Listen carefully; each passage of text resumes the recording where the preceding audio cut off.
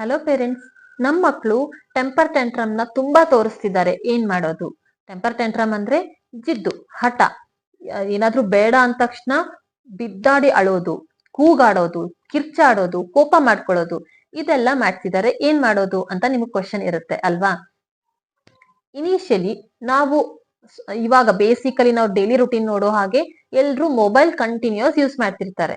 ಆದ್ರೆ ನೀವು ಮೊಬೈಲ್ ಬೇಡ ಅಂತ ಇಸ್ಕೊಂಡ ತಕ್ಷಣ ಫುಲ್ ಕೂಗಾಡಕ್ಕೆ, ಕಿರ್ಚಾಡಕ್ಕೆ ಸ್ಟಾರ್ಟ್ ಮಾಡ್ತಾರೆ. ನಾವ್ ಇದನ್ನ ಹೇಗ್ ಅವಾಯ್ಡ್ ಮಾಡ್ಬೇಕು ಅಂತ ಕೇಳಿದ್ರೆ, ಯೂಶಲಿ ನಮ್ ಪೇರೆಂಟ್ಸ್ ರಿಯಾಕ್ಷನ್ ಹೇಗಿರುತ್ತೆ? ಏನೋ ಪಾಪುಗೆ ತಗೋಬೇಡ ಅಂದ ತಕ್ಷಣ ಅದು ಕಿರ್ಚಾಡಕ್ಕೆ, ಕೂಗಾಡಕ್ಕೆ ಸ್ಟಾರ್ಟ್ ಮಾಡಿದ ತಕ್ಷಣ ಪೇರೆಂಟ್ಸ್ ರಿಯಾಕ್ಷನ್, ಯಾರು ಪೊಸೆಸಿವ್ ಇರ್ತಾರೋ ಅವರು ಇಲ್ಲ ಇಲ್ಲ ಪಾಪು ಅಳ್ಬೇಡ, ನಿನ್ಗೇನ್ ಬೇಕೋ ನಾನು ಕೊಟ್ಬಿಡ್ತೀನಿ ಅಂತಾರೆ. ಕೆಲವೊಂದ್ ಪೇರೆಂಟ್ಸ್ ಸಿಟ್ ಮಾಡ್ತಾರೆ, ನಾನ್ ಬೇಡ ಅಂತ ಹೇಳಿದ್ನಲ್ಲ, ನೀನ್ ಯಾಕೆ ಅದನ್ನೇ ಕೇಳ್ತೀಯಾ ಅಂತ. ಕೆಲವೊಂದ್ ಪೇರೆಂಟ್ಸ್ ಇಗ್ನೋರ್ ಮಾಡ್ತಾರೆ, ಸ್ವಲ್ಪ ಹೊತ್ತು ಅಳ್ತಾರೆ ಬಿಡು, ಆಮೇಲೆ ತಾನೇ ಸುಮ್ನೆ ಆಗ್ತಾರೆ, ಅವರಿಗೆ ನಾವು ಎಂಟರ್ಟೈನ್ ಮಾಡೋದ್ ಬೇಡ ಅಂತ ಇಗ್ನೋರ್ ಮಾಡಕ್ ಸ್ಟಾರ್ಟ್ ಮಾಡ್ತಾರೆ. ಕೆಲವೊಂದ್ ಪೇರೆಂಟ್ಸ್ ಮಾತ್ರ ಮಕ್ಕಳಿಗೆ ಎಕ್ಸ್ಪ್ಲೇನ್ ಮಾಡ್ತಾರೆ, ಅವ್ರು ಏಕು ಆ ಥಿಂಗ್ ನ ಯಾಕೆ ಬೇಡ ಅಂತಿದ್ದಾರೆ ಅಂತ. ಸೊ ಇದೆಲ್ಲಾ ರಿಯಾಕ್ಷನ್ಸ್ ಅಲ್ಲಿ ಯಾವ್ದು ಕರೆಕ್ಟ್ ಅಂತ ನಿಮ್ಗೆ ಅನ್ಸುತ್ತೆ? Actually fourth one, explaining is correct.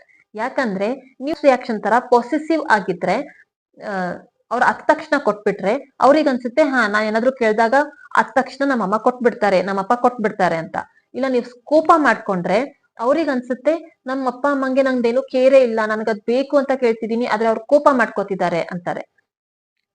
ನೀವು ಒಂದ್ ವೇಳೆ ಇಗ್ನೋರ್ ಮಾಡ್ತಿದ್ರೆ ಈ ಟೈಮಲ್ಲಿ, ಟೆಂಪರ್ ಟೆಂಟ್ರಮ್ ಟೈಮಲ್ಲಿ, 2 ಫಾರ್ಮ್ಸ್ ಆಫ್ ಬ್ರೈನ್ಸ್ ಅಲ್ಲಿ ಎಮೋಷನಲ್ ಬ್ರೈನ್ ಆಕ್ಟಿವ್ ಇರುತ್ತೆ ಅವ್ರ ಹತ್ರ. ಸೊ ನೀವು ಇಗ್ನೋರ್ ಮಾಡಿದ್ದನ್ನ ಅವರಿಗೆ ಡಿಪ್ರೆಸ್ ಆಗ್ಬೋದು. ಅಂದ್ರೆ ನಾನು ಅಳ್ತಿದ್ರೇನು, ಇಲ್ಲ ನಾ ಹರ್ಟ್ ಆಗಿದ್ದೀನಿ ಅಂತ ಗೊತ್ತಿದ್ರೇನು ನನ್ನ ಪೇರೆಂಟ್ಸ್ಗೆ ನನ್ ಮೇಲೆ ಕೇರೆ ಇಲ್ಲ ಅಲ್ಲ, ಸೊ ಐ ಆಮ್ ನೆಗ್ಲೆಕ್ಟೆಡ್ ಅನ್ನೋ ಫೀಲಿಂಗ್ ಅವ್ರಿಗೆ ಬರ್ಬೋದು. ಸೊ ಫೋರ್ತ್ ಪಾಯಿಂಟ್, ಏನ್ ಎಕ್ಸ್ಪ್ಲೇನಿಂಗ್ ಪ್ಯಾಟರ್ನ್ ಇದೆಯೋ ಅದು ತುಂಬಾ ಕರೆಕ್ಟ್. ನಿಮ್ ಪಾಪು ಕಣ್ಣಲ್ ಕಣ್ಣಿಟ್ ನೋಡಿ, ಫೇಸ್ ಟು ಫೇಸ್ ಅವ್ರ ಜೊತೆ ಮಾತಾಡಿ, ನೀವ್ ಅದನ್ನ ಏನಕ್ಕೆ ಬೇಡ ಅಂತಿದ್ದೀರಾ ಅಂತ ಎಕ್ಸ್ಪ್ಲೇನ್ ಮಾಡಿ, ಅವರಿಗೆ ಅದರಿಂದ ಏನ್ ಕೆಟ್ಟದಾಗುತ್ತೆ ಅನ್ನೋದು ಎಕ್ಸ್ಪ್ಲೇನ್ ಮಾಡಿ, ನೆಕ್ಸ್ಟ್ ಪಾಪುನ ಡೈವರ್ಟ್ ಮಾಡಿ. ನೀವೆಲ್ಲ ಅನ್ಕೋಬಹುದು ಇದೆಲ್ಲ ಎಕ್ಸ್ಪ್ಲೇನ್ ಮಾಡಕ್ಕೆ ಚಿಕ್ಕ ಮಕ್ಳು, ಅವ್ರಿಗೇನ್ ಅರ್ಥ ಆಗುತ್ತೆ ಅಂತ. ನಿಮ್ ಮಕ್ಳಿಗೆ ಎಲ್ಲಾ ಅರ್ಥ ಆಗುತ್ತೆ. ಸೊ ಇದನ್ನ ಫಾಲೋ ಮಾಡಿ, ನೆಕ್ಸ್ಟ್ ಅವರು ಅದನ್ನ ಕೇಳ್ತಿಲ್ಲ ಅಂದ್ರೆ ಆ ಟಾಪಿಕ್ ನ, ಆ ಮ್ಯಾಟರ್ ನ ಡೈವರ್ಟ್ ಮಾಡ್ಬಿಟ್ಟು ಅವರಿಗೆ ಬೇರೆ ಏನೋ ಥಿಂಗ್ಸ್ ಕೊಡೋದು, ಅದು ಬೇಡ ಇದ್ ತಗೋ ಅಂತ ಕೊಡೋದು, ಆ ರೀತಿ ಎಕ್ಸ್ಪ್ಲೇನ್ ಮಾಡಿದ್ರೆ ಟೆಂಪರ್ ಟ್ಯಾಂಟ್ರಮ್ ಸ್ಲೋ ಡೌನ್ ಆಗುತ್ತೆ. ಅದೇ ನೀವು ಫಸ್ಟ್ 3 ರಿಯಾಕ್ಷನ್ಸ್ ಫಾಲೋ ಮಾಡಿದ್ರೆ ನಿಮ್ ಮಕ್ಕಳಲ್ಲಿ ಟೆಂಪರ್ ಟ್ಯಾಂಟ್ರಮ್ ಇನ್ನೂ ಜಾಸ್ತಿ ಆಗುತ್ತೆ. ಯೂಶಲಿ 3 to 5 years ಟೆಂಪರ್ ಟ್ಯಾಂಟ್ರಮ್ ತುಂಬಾ ಹೈ ಇರುತ್ತೆ. ಜಾಸ್ತಿ ಆಗ್ತಿದ್ದಂಗೆ ನಾವ್ ಅದನ್ನ ಅವಾಯ್ಡ್ ಮಾಡ್ಬೋದು. ಮಕ್ಕಳು ಅದನ್ನ ತಿಳ್ಕೊಳಕ್ಕೆ ಸ್ಟಾರ್ಟ್ ಮಾಡ್ತಾರೆ.